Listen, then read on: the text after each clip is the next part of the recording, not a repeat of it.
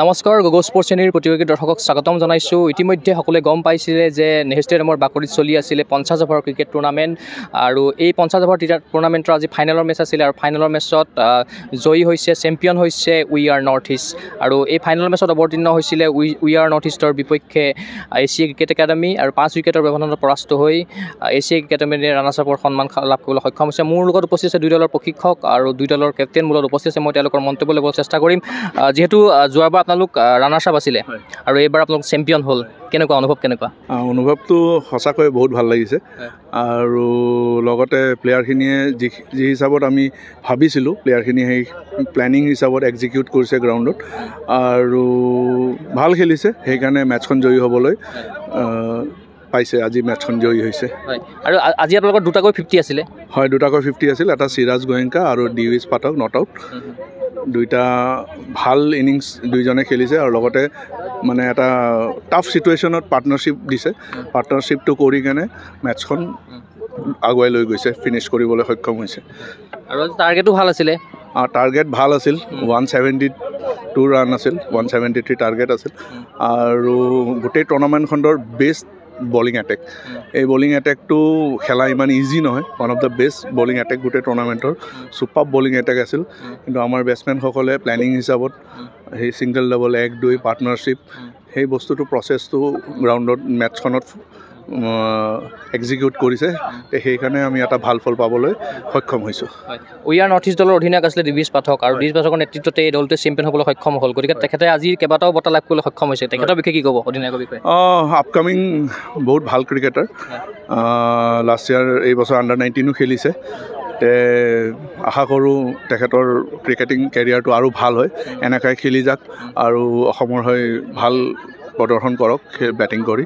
সেইটোৱে আশা থাকিল আৰু শুভেচ্ছা থাকিল তেখেতলৈ। শেষত যিহেতু এটা দীঘলীয়া কেইবাদিনো ইয়াতে খেল অনুষ্ঠিত হৈছিলে, আজি সামৰণি পৰিলে খেলখন। বাট ক্ৰিকেট ক্লাবক কি ক'ব? বাট ক্ৰিকেট ক্লাবলৈ ক'ব হ'লে বহুত সময় লাগিব আৰু বহুত টাইম লাগিব আৰু বহুত ক'বলৈ আছে। একদম সংক্ষেপতে কওঁ, বাট ক্ৰিকেট ক্লাব এনেকুৱা এটা ক্লাব য'ত ফাৰ্ষ্ট প্ৰিফাৰেঞ্চটো আমি ক্ৰিকেটক দিওঁ। ক্ৰিকেটিং যদি অৰ্গেনাইজ হওক বা খেল হওক বা যিকোনো বস্তুতে হওক, সেইটোত আমি যিমান পাৰোঁ বেষ্ট অফ দ্য বেষ্ট দিবলৈ ট্ৰাই কৰা যায়। বাট ক্ৰিকেট ক্লাবক দিয়ে সেইটো বস্তু আৰু লগতে যদিও অৰ্গেনাইজ কৰে কেনেকুৱা মেটছখন হ'ব লাগে, ফিল্ড কণ্ডিশ্যন, উইকেট কণ্ডিশ্যন, বাকী যিখিনি আপোনাৰ ফেচিলিটিছ থাকে ক্ৰিকেটাৰৰ কাৰণে, চব বস্তুতে একদম to the point but cricket ক্লাবে কাম কৰে আৰু সেইকাৰণে আজি এনেকুৱা এখন টুৰ্ণামেণ্ট অৰ্গেনাইজ কৰিবলৈ সক্ষম হৈছে আৰু চবেই অসমৰ চব ক্লাব হওক, কোচিং চেণ্টাৰ হওক, চবেই খেলিবলৈ ইচ্ছুক। তাৰ কাৰণে মই বাদৰ ক্ৰিকেট ছেক্ৰেটাৰী হিচাপে ময়ো বহুত গৰ্ব অনুভৱ কৰোঁ আৰু বাট ক্ৰিকেট ক্লাব এনেকৈ আগুৱাই যাওক আৰু প্ৰত্যেকজন সদস্যই আমি যাতে একেলগে এনেকৈ বাট ক্ৰিকেট ক্লাবৰ কাম কৰি যাব পাৰোঁ। সেইটোৱে আমাৰ আশা আৰু আমাৰ সপোন আৰু সেইখিনি। পৰৱৰ্তী সময়ৰ বাবে আপোনাক মই লগতে দলটোলৈ শুভেচ্ছা জ্ঞাপন কৰিলোঁ। ধন্যবাদ। নিশ্চয়কৈ এই মুহূৰ্তত যাব বিচাৰিছোঁ মই এছিয়া ক্ৰিকেট একাডেমীৰ প্ৰশিক্ষকৰ ওচৰলৈ। আপোনাকো মই শুভেচ্ছা জ্ঞাপন কৰিছোঁ, যিহেতু আপোনালোকে আজি ৰানাৰ্ছ আপৰ সন্মান বুটলিবলৈ সক্ষম হ'ল। যিহেতু আজি খেলখন সুন্দৰ খেল আছিলে, কি ক'ব? কংগ্ৰেচুলেশ্যন টিমলৈ মোৰ উইনিং টিমলৈ মোৰ কংগ্ৰেচুলেশ্যন থাকিলে। তেখেতসকলে খুব ভাল ক্ৰিকেট প্ৰদৰ্শন কৰিছে আজি। ডেফিনেটলি তেখেতসকলে আজি ভাল খেলাৰ কাৰণে তেখেতসকল জয়ী হৈছে, কাৰণ ফাইনেল মেটছ এখনত প্ৰেছাৰ অলৱেজ থাকে, কাৰণ দুটা ভাল টিমে টুৰ্ণামেণ্টৰ বেষ্ট দুটা টিমে ফাইনেল পায়। তো গতিকে সেই মেটছখনো সদায় প্ৰেছাৰ প্ৰত্যেকটো মুহূৰ্ততে থাকে। তো আমি পাৰ্টিচিপেট ফাইনেল টিম হিচাপে আমাৰ তাতো প্ৰেছাৰ আছিলে, যিহেতু উই আৰ নৰ্থটো খুব ভাল টিম, য়ং টিম আৰু টেলেণ্টেড প্লেয়াৰৰ টিম। তো সেইকাৰণে প্ৰেছাৰ আমাৰ তাতো আছিলে, বাট আমাৰ প্লেয়াৰে হয়তো সেই প্ৰেছাৰটো হেণ্ডেল কৰিব নোৱাৰাৰ বাবে আমি আজি ৰানাৰ্ছ আপতে ৰৈ থাকিব লগা হ'ল। আৰু বলিঙত কোনে ভাল কৰিলে আজি? বলিঙত অভাৰঅল গোটেইবিলাকে ভাল কৰিছে। আজি কেপ্টেইন ৰুটিময়ো ভাল বলিং কৰিছে, আপোনাৰ মোহিতেও ভাল বলিং কৰিছে, বাট সেইটোৱে বেটিং কোৱালিটি খুবেই ভাল আছিলে তেখেতসকলৰ। ডিভিছ আৰু গোয়েংকা দুজনেই টিমটোক আপ হেণ্ড কৰি লৈ গুচি গৈছে থ্ৰু আউট দ্য ইনিংছ। তো সেইটোৰ কাৰণে তেখেতসকলৰ জয়ী ৰাস্তাটো খুব সহজ হৈ গ'ল। আৰু বেটিঙতো ভাল কৰিছে আপোনালোকৰ? বেটিঙতো ভাল কৰিছে, কিন্তু বেটিং কলেপছটো আমাৰ হৈ গ'ল, যিহেতু আমি 50 অভাৰ্ছ কমপ্লিট কৰিব নোৱাৰিলোঁ। সেই 11 অভাৰটো যদি আমি খেলিলোঁ হয়, ডেফিনেটলি হয়তো বৰ্ডত আৰু 30-40 ৰান আমাৰ থাকিলে হয়। আৰু 30-40 ৰান থকা হ'লে হয়তো খেলখন আৰু অলপমান দীঘলীয়া গ'ল হয় বা অলপ কণ্টেষ্ট এটা হ'ল হয়।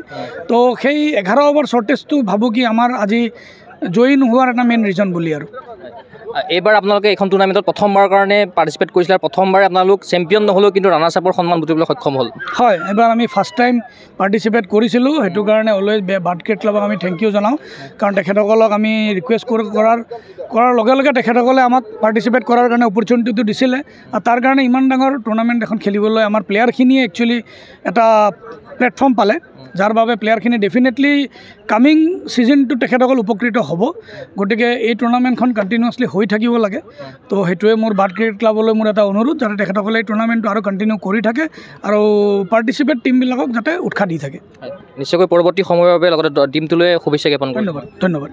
এই মুহূৰ্তত যাব বিচাৰিছোঁ মই এছিয়া ক্ৰিকেট একাডেমী অধিনায়কৰ ওচৰলৈ। তোমাকো শুভেচ্ছা জ্ঞাপন কৰিছোঁ, যিহেতু আজি তোমালোকে ৰানাৰ্ছ আপৰ সন্মান বুটলিবলৈ সক্ষম হ'লা, যদিও চেম্পিয়ন নহ'লা, নিশ্চয় মনত দুখ থাকিব। থাকিব। First of all congratulation we are north east, খুব ভাল খেল খেলিছে সিহঁতি, সেইকাৰণে জয় হ'বলৈ সক্ষম হৈছে। মাজতে আমাৰ বেটিঙৰ কাৰণে অলপ মিডিল অৰ্ডাৰ কলেপছ হৈছিলে কাৰণে অলপ ৰানটো ৰখি গৈছিলে, লাষ্টত তথাপিও আহিছিলে। তাৰপিছত আমাৰ বলিঙত ফাৰ্ষ্টত আমি যি প্লেনিং কৰিছোঁ সেই প্লেনিঙৰ মতে নহ'ল, সেইটোৱে। আজি তুমি পাৰ্চনেলি কি বঁটা লাভ কৰিলা? বেষ্ট ফিল্ডিং বঁটা লাভ কৰিলা। আৰু আজি তোমালোকৰ টীমৰ আৰু কি ভুল হৈছে আজি? প্লেয়াৰখিনি কি ভুল কৰিছে আজি? বেটিঙত আমি পাৰ্টনাৰশ্বিপ কৰিবলৈ নোৱাৰিলোঁ ফাৰ্ষ্ট অফ অল, লগতে বলিঙত আমি খুব এক্সট্ৰা দিবলৈ সক্ষম হৈছিলোঁ। সেইকাৰণে আৰু কেই অভাৰ খেলিলা তোমালোকে? আমি 39 অভাৰ্ছ খেলিছিলোঁ। 39 অভাৰ। আৰু 50 অভাৰ খেলিব পাৰিলে হয়তো আৰু স্ক'ৰটো বাঢ়িলে হয়, হয়তো আৰু 210 220 হ'লহেঁতেন, আৰু কণ্টেষ্ট হ'লহেঁতেন গেমত। আৰু উই আৰ নৰ্থ ইষ্ট যিহেতু চেম্পিয়ন হ'ল, কি ক'বা? খুবেই ভাল খেলিছে, কংগ্ৰেচুলেশ্যন। মাজতে সিহঁতি ভাল পাৰ্টনাৰশ্বিপ দিয়াৰ কাৰণে এই স্ক'ৰটো কৰিবলৈ সক্ষম হৈছে। আৰু বাদক কি ক'বা? য়ংষ্টাৰ কাৰণে ভাল টুৰ্ণামেণ্ট পাতিছে। নিশ্চয়কৈ তোমাক মই শুভেচ্ছা জ্ঞাপন কৰিছোঁ পৰৱৰ্তী সময়ৰ বাবে। Thank you. এই মুহূৰ্তত আহিব বিচাৰিছোঁ মই উই আৰ নৰ্থ ইষ্ট দলৰ চেম্পিয়ন দলৰ কেপ্টেইনৰ সৈতে মই কথা পাতিব বিচাৰিছোঁ। তোমাক অভিনন্দন জ্ঞাপন কৰিছোঁ, যিহেতু এখন টুৰ্ণামেণ্টত তোমালোকে চেম্পিয়নৰ খিতাপ দখল কৰিবলৈ সক্ষম হ'লা তোমাৰ নেতৃত্বত। তোমাৰ প্ৰথম প্ৰতিক্ৰিয়া কি হ'ব? বহুত ভাল লাগিছে যে মোৰ নেতৃত্বত উই আৰ নৰ্থ ইষ্ট দলত জয় হৈছে। টুৰ্ণামেণ্টটো জইন কৰোঁতে এইটোৱে মাথাত আছিলে যে খালি নেখেলোঁ, কিন্তু মানে জিকাৰ কাৰণে খেলিম আৰু মানে খেলিছোঁ যিহেতু টুৰ্ণামেণ্টটোত জিকিবৰ কাৰণে ট্ৰাই কৰিম, আৰু সেইটোৱে চবকে কৈছিলোঁ যে খেলিম যদি জিকাৰ কাৰণে খেলিম, আৰু সেইটোৱে চবৰে মানে গ'লত আছিলে যে ট্ৰফি জিকিব লাগিব। আৰু 5 উইকেটত জয়ী হৈছে তোমালোক? হয়, আমি 5টা উইকেটেদি জিকিছোঁ। 173 টাৰ্গেট দিছিলে, এইটো আমি 40 অড অভাৰ্ছত চেছ কৰিছোঁ, আৰু 5 উইকেটছেদি আমি জিকিছোঁ মেটচটো। আৰু তুমি আজি হাফ চেঞ্চুৰী কোবাইছা? হয়, মই আজি হাফ চেঞ্চুৰী কৰিছোঁ, নট আউট খেলিলোঁ আজি। তুমি গোটেইখন মেচতে নট আউট খেলিছা? হয়, 4খন মেচ হৈছে, 4খন মেচতে নট আউট আছিলোঁ, আৰু বহুত ভাল লাগিছে, টীমৰ কাৰণে কণ্ট্ৰিবিউট কৰিব পাৰিছোঁ। সেইটোৱে গ'ল, সেইটোৱে আছিলে যে টীমক জিকাই লৈ যাব লাগে। টীমৰ কাৰণে যেতিয়া ৰান কৰিম তেতিয়া ইণ্ডিভিজুৱেল স্ক'ৰ্ছটো আহিয়ে থাকিব, সেইটোৱে গ'ল আছিলে যে টীমক জিকাই লৈ যাব লাগে। যিহেতু আজি সামৰণি অনুষ্ঠান আছিলে, তাত তুমি প্লেয়াৰ অফ দ্য মেচৰ সন্মানো লাভ কৰিলা, লগতে প্লেয়াৰ অফ দ্য ছিৰিজৰ বঁটাও তুমি লাভ কৰিলা। 2টা বঁটা তুমি একেলগে লাভ কৰিছা। হয়, প্লেয়াৰ অফ দ্য ছিৰিজ আৰু মেন অফ দ্য মেচ পালোঁ। বহুত থেংকফুল মই বাট ক্ৰিকেট ক্লাবলৈ, যে ইমান বঢ়িয়া অপৰচুনিটি এটা দিছে, ইমান ধুনীয়া গ্ৰাউণ্ড, ইমান ধুনীয়া পিচৰ কণ্ডিশ্যনছ, এনেকুৱা অপৰচুনিটি দিয়াৰ কাৰণে বহুত বেছি গ্ৰেটফুল। আৰু এইটো য়ংষ্টাৰৰ কাৰণে বহুত ভাল প্লেটফৰ্ম হয়, নিজৰ টেলেণ্ট শ্ব' কৰাৰ কাৰণে। ইয়াতে ইমান ডাঙৰ ডাঙৰ মানুহ আছে, আছামৰ টীমৰ ছিলেক্টাৰ্ছ আছে, আমাৰ কাৰণে এইটো বেষ্ট প্লেটফৰ্ম আৰু টু শ্ব'কেছ আৰ টেলেণ্ট। চ' আজি উই আৰ নৰ্থ ইষ্ট আমাৰ দলটোৱে সেইটোৱে কৰিব সক্ষম হৈছে, আৰু আশা কৰোঁ যেন আগতেও এনেকৈ যাব পাৰোঁ আৰু নিজৰ টীমৰ কাৰণে পাৰফৰ্ম কৰিব পাৰোঁ। যোৱাবাৰ যিহেতু তোমালোক ৰানাৰ্ছ আপৰ সন্মান বুটলিবলৈ সক্ষম হৈছিলা, যোৱাবাৰ নিশ্চয়কৈ দুখ লাগিছিলে, সেই দুখটো নিশ্চয়কৈ এবাৰ নাথাকিব, যিহেতু তোমালোক চেম্পিয়ন হ'লা। গতিকে এবছৰতে তোমালোকে সেইখিনি কাম কৰিছা। হয়, লাষ্ট ইয়েৰ বহুত দুখ লাগিছিলে যে ইমান ক্ল'জ আহি কেনে ফাইনেল জিকিব নোৱাৰিলোঁ। মই এইবাৰো ষ্টাৰ্ট হওঁতে কোচৰ লগত কথা পাতিছিলোঁ যে ছাৰ, লাষ্ট ইয়েৰো আমাৰ এটা ষ্টেপৰ কাৰণে ৰৈ গ'লোঁ, so' this year we have to make sure that we achieve our ultimate goal. সেইটোৱে প্লেন আছিলে ছাৰৰ লগতো। ছাৰেও এনি টাইম বেক কৰিছে আমাক, ছাৰ নাছিলে হ'লেও আহি কেনে আমাক ছাপৰ্ট কৰিছে, গাইড কৰিছে throughout the tournament. Wahid sir, Shouvik sir আমাক বহুত বেছি গাইড কৰিছে, আৰু ছাৰহঁতৰ কাৰণে আজি এইটো পচিবল হ'ব পাৰিছে যে আমি জিকিছোঁ। এগৰাকী অধিনায়ক হিচাপে কিমানখিনি তুমি কষ্ট স্বীকাৰ কৰি পেলাই আজি চেম্পিয়ন হ'বলৈ সক্ষম হ'লা? কেপ্টেইনটো চাওক, প্ৰেছাৰ ল'ব লগা হয়। এই কেপ্টেইনচিটো অফক'ৰ্চ থাকে এটা প্ৰেছাৰ, কিন্তু সেইটো মানে ব্ৰেইনত আনিব দিব নালাগে, কাৰণ মই ইণ্ডিভিজুৱেলি এজন বেটছমেন হয়। যদি মই এইটো কেপ্টেইন বুলি বেছি ভাবি থাকোঁতে মই এটা শ্বেলত গুচি যাম। সেইকাৰণে আল্টিমেটলি মই বেটছমেন হয়, মোৰ কাম হয় টিমৰ কাৰণে ৰান কৰা। চ' সেইটোৱে ব্ৰেইনত আছিলে যে ৰান কৰিব লাগে, আৰু যোনে নাথাকে উইকেটত কিয়, যাৰ কেপ্টেইন থাকে বা কোনোবা বেলেগ বেটছমেনে থাকে, চবেই মানে এইটোৱে গ'ল থাকিব লাগে যে মানে টিমৰ যোনটো ৰিকুৱাৰমেণ্ট সেইটো আচিভ কৰিব লাগে, ৰিগাৰ্ডলেছ অফ এনি প্লেয়াৰ। সেইটোৱে। যিহেতু আজি ফাইনেলৰ মেচ অনুষ্ঠিত হৈ গ'ল, লগতে অনুষ্ঠিত হ'ল সামৰণি অনুষ্ঠান, গতিকে আজিৰ পৰা আৰু 9ম সংখ্যকটো শেষ হ'ল আৰু আকৌ 10ম সংখ্যক আহিব। গতিকে বাট ক্ৰিকেট ক্লাবক তুমি কিদৰে ধন্যবাদ জনাবা শেষত?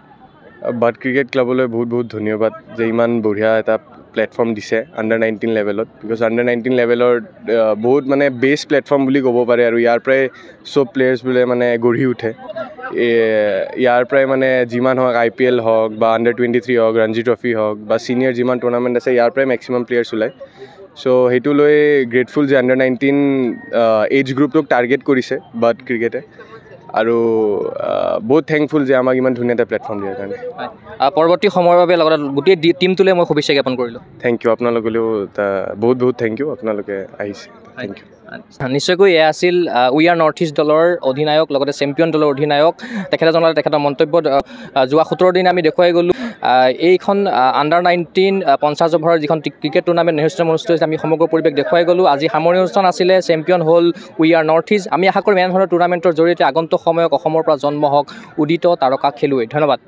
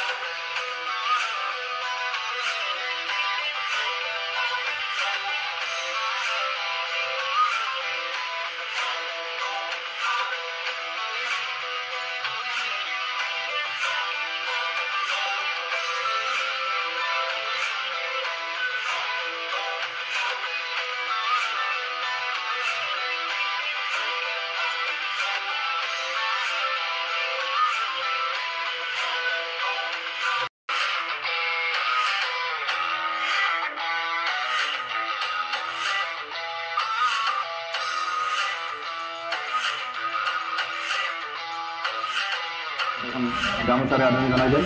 পুষ্পৰাজ